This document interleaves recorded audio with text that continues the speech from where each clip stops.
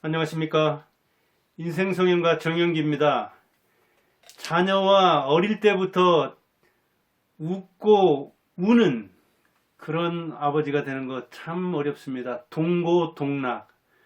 원래 어릴 때는 울고 웃는 것으로 자기 의사와 감정을 표현합니다. 이때 왜 우는지, 처음에는 웃는 것도 잘 못하잖아요. 우는 걸로 표현을 하는데 그 의사와 감정을 잘 읽어야 됩니다. 그래서 기저귀를 갈아달라는 건지, 아니면 배가 고픈 건지, 어디가 아픈 건지, 아니면 지금 뭐랄까 졸려서 자기 전에 우는 것인지.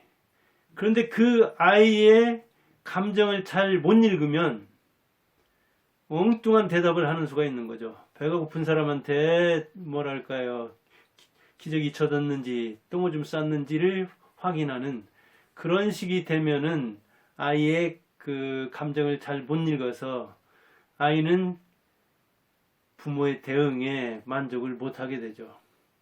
그런데 어떤 아빠들은 요즘도 뭐 가끔 나오고, 근데 요즘은 어떤 그 부모의 행동이 전국적으로, 아니 세계적으로 퍼지는 수가 있죠. 이 유튜버 때문입니다. 인터넷 때문입니다. 그러다 보니까 아이가 우는데 그걸 달랠 생각은 않고, 저녁에 잠자야 되는데 회사에서 힘들게 일하고 온 아빠를 못 자게 하니까, 방이 그렇다고 이제 원룸이나 되면 하나밖에 없잖아요. 또 두 개 있다 하더라도 아이가 울면은 얼마나 또 자기가 불편하면 크게 웁니까? 그래서 잠을 못 잔다고 아이를 때려서, 심지어는 아이를 팽개치는 그런 부모도 나오잖아요. 극히 드물지만 그런 부모가 한 명만 나와도 뉴스거리가 되는 거잖아요. 아이의 감정을 그 우는 것 또는 웃는 것을 통해서 읽을 생각을 하지 않는 거죠. 이렇게 감정 교류가 안 되면, 감정을 제대로 파악하지 못하면 좋은 부모가 되기는 힘들죠. 어릴 때 말을 못하니까 울기로 표현하는데 그 우는 이유를 찾아내지 못하니까 부모가 답답한 거죠. 그래서 울어봤자 소용이 없구나. 우리 부모는 내가 우는 걸 알아주지 않는구나. 울면 금방 다가와서 응답을 해줘야 되는데, 물론 즉각 응답하는 게 능사는 아니죠. 시간도 중요하지만 얼마나 정성껏, 그리고 일정하게, 그리고 알맞게 우는 이유를 찾아서, 이런 여러 가지 조건이 필요하지만 즉각 가야 할 때는 즉각 가야 되고, 울어도 좀 지연시킬 때는 지연시키고 그래야 되는 거죠. 이렇게 아이와도 밀당을 해야 되는데, 이제 말을 하면서는 나이가 들수록 말은 뭐예요, 이제 우는 것보다도 훨씬 더 원초성이, 본능성이 떨어지죠. 말하는 기능도 본능이라고는 하지만 말은 이 거짓말을 할 수가 있잖아요. 이렇게 이야기하니까 좋아하는구나 하면서 부모한테 거짓말할 수도 있고 그러죠. 그래서 이제 늙을수록, 나이를 먹을수록 표정과, 그 다음에 이게 비언어적 표현 그러죠, 표정은. 그 다음에 언어적 표현, 잠언으로 우리가 이야기하는, 그게 다를 수가 있는 겁니다. 그러니까 얼굴로는 좋은 표정을 하면서 말은 안 좋은 말을 할 수가 있는데, 이게 합치가 돼야 되죠. 판소리 할 때도 그러잖아요. 슬픈 대목은 슬프게 표정을 짓고 플레이하는 거고, 기쁜 대목은 기쁘게 빠르게, 슬픈 대목은 슬프게 느리게, 되게 그런 거거든요. 그러니까 이게 언어의 내용과 표정이 같이 가야 되는데, 언어는 그렇지 않을 수도 있는 거잖아요. 그래서 사기꾼한테 속는 거잖아요. 그런데 어릴 때의 감정이라는 거는 그대로 표현하는 거죠. 아빠가 무섭습니까? 뭐 대통령이 무섭습니까? 군인이 무섭습니까? 아이들에게는 우는 걸로 다 의사를 표현하고 감정을 표현하잖아요. 무서울 게 없잖아요. 그만큼 진실하게 이야기를 하죠. 그러니까 싫으면 싫다고, 좋으면 좋다고. 근데 언어로 표현하면서 나이 들수록 그게 이제 달라지는 거죠. 그래서 같은 경험을 해도 다른 겁니다. 저도 뭐 나이가 꽤 되지만 삼순한 사람인데, 그렇게 대학에 가고 싶었고, 그 다음에 재수를 하고 싶었지만, 대구에서, 제가 전북 진안 사람이고, 대구에서 그 숙부가 한 두세 달 학원비를 대줘가지고 다닌 거, 그게 전부였는데, 그렇게 간절히 공부를 하고 싶었고, 시골 학교에서 이렇게 뭐랄까, 좀 열악한 환경에서 학교를 다녔기 때문에, 대구만 해도 지난하고는 뭐 크게 달라가지고, 정말 강사들 유능하더라고요. 이야, 여기서 한 6개월만 하면, 1년만 하면, 정말 좋은 대학 들어가겠구나 하는 그런 마음이 있었지만, 그게 여의치 않았죠. 그래서 그게 참 미련도 남고 한이 되는데, 제 둘째 아들이 이제 재수하게 됐어요. 여기 전주에서. 서울로 올라갔는데, 서울 올라가서 1년 재수해가지고, 이제 뭐, 원하는 대학에 들어갔는데, 그 재수 기간이 그렇게 힘들었다고 하더라고요. 그래서, 아니, 전주에서 학교를 다녔고, 그리고, 원에서 재수를 했고, 부모들이 뒷바라지를 해준다고 해줬고, 또 뭐 방을 얻는다든가, 뭐 형하고 같이 있기도 했고, 또 그 학숙사라고 하던가요? 그 학숙소에서 있기도 했고, 그랬는데도 그게 이제 그 뭐랄까, 전주에서 같이 올라간 사람도 드물었고, 그러기도 하고, 아무튼 뭐 적응하는데 개인차가 있는 거잖아요. 지식과 경험이 다른 거잖아요. 성격이 다른 거잖아요. 그런데 저는 30년 전에, 30년도 너무나 20대 때니까 그 옛날의 재수 경험, 그리고 이 개인적인 그런 배경이 얽힌 그런 간절히 하고 싶었지만 못했던 그 원한 맺힌 재수, 그것과 30년이면 아마 조선시대로 말하자면 조선시대 500년 정도의 변화는 있을 겁니다. 한 20년만 생각해 보세요. 20년 전만 해도 이 요란한 뭐 유튜버다, 그 IT다, 인터넷이다, SNS다, 이런 대중매체가 있었습니까? 지금은 누구나 탤런트가 될 수 있는 거잖아요. 저도 그렇게 크게 인기는 없지만 탤런트가 되어 있는 거잖아요. 그런데 그 30년 짧은 시간에 바뀐 그 사이가 있기 때문에 옛날 한 세대와 지금 한 세대는 다른 거죠. 우리 아버지 세대와 그리고 저와 아들. 그거는 하늘과 땅 차이죠. 아버지와 저는 24살 차이입니다. 그런데 큰 변화가 없었죠. 제가 만약 농촌에 살았다면 큰 변화가 없었죠. 아버지 돌아가실 때쯤 해가지고 막 기계화되고 이제 그 시골인데도 농지 경지 정리를 하고 그랬지만은, 그러나 천지개벽되는 이런, 그렇기는 하지만 아무튼 어른과 아이라는 거, 부모와 자식이라는 거, 그런 것 때문에도 큰 차이가 나는데, 힘의 차이, 그리고 의존하는 차이와 지시 명령하는 차이, 여러 그 입장의 차이, 그것도 큰데다가 이렇게 과학기술이 발달해서 그 사이에 많은 게 꼈잖아요. 그러다 보니까 제가 20대에 누렸던 그 뭐랄까, 공부에 대한 그 열의와, 저는 뭐 그때만 해도 고등학교 시골에서는 못 들어가는 사람도 많았습니다.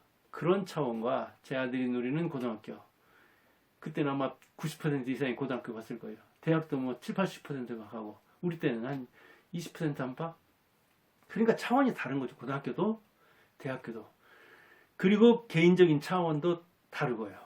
저만 해도 사실은 시골에서 그때도 아마 통닭이 있기는 했을 겁니다. 그러나 통닭을 먹어본 기억은 제 기억이 없습니다. 고등학교 때까지.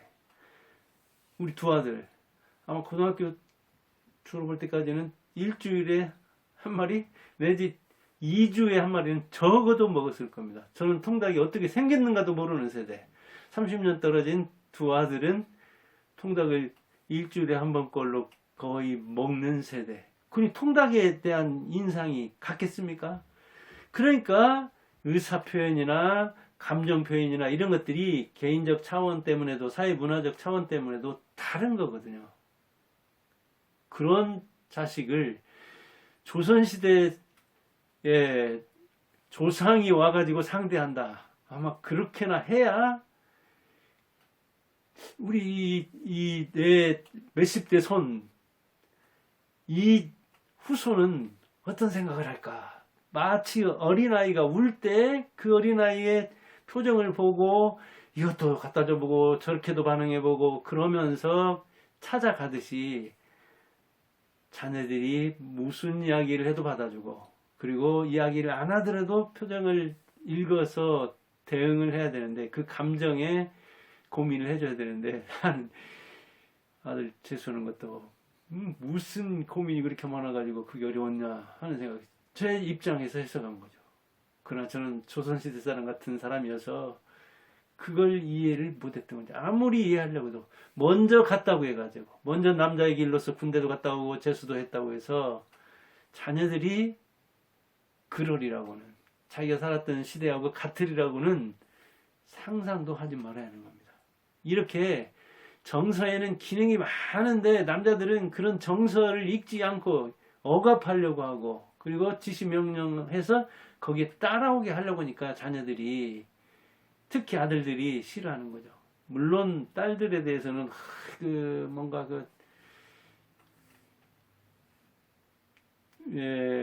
뭐라고요? 바보 아빠라고 하던가요? 바보 아빠들도 많다시피 딸과 아들에 대해서 또 다른 측면이 있잖아요. 우리 세대만 해도.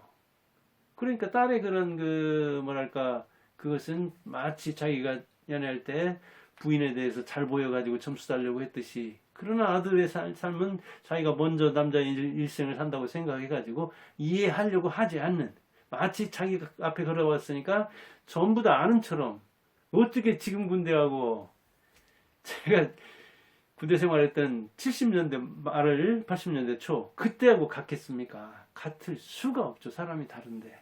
그런 차원에서 이 상대의 감정을 읽으려고 해야 되는데 자녀의 감정도 그렇게 어린아이의 울음소리를 웃음소리를 구분하려는 것처럼 공감을 해줘야 된다. 말 안 해도. 근데 그게 안 되니까 나이 들수록 이제 아이들이 거짓말하게 되고 부모하고 말을 안 하려고 하는 거죠. 이 감정 표현하는 것도 상속이 되더라고요. 우리 아버지도 홀짝 호탕하게 웃지를 못했거든요. 저도 거기에서 근엄한 아버지, 엄격한 아버지, 이 뭐랄까요, 옛날에 자모 그러잖아요. 엄부, 자애로운 어머니, 엄격한 아버지.